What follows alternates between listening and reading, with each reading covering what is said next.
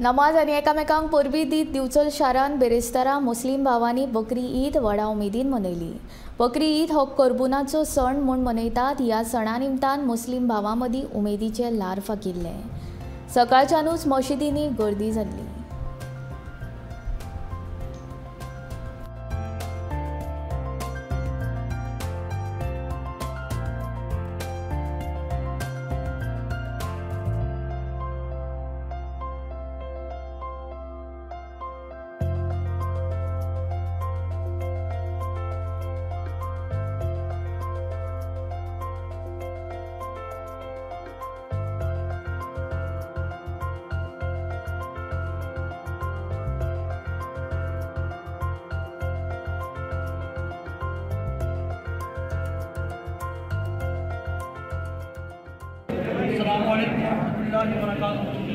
तमाम आलम इस्लाम को दारुल वली सुन्नत नूर मुहम्मदी की जमात की जानिब से ईद उल अज़हा मुबारक हो।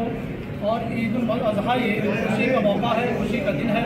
हम और तमाम हाज़रीन जो है और दुनिया के तमाम मुसलमान आपस में मिलजुल करके खुशी बाँटें और खुशियाँ तकसीम करें और एक दूसरे से मोहब्बत करें और अमन शांति बनाएँ। अमन शांति के साथ यानी दुनिया में रहें, अमन शांति का पैगाम देते रहें और भलाई करें और भलाई का पैगाम देते रहें।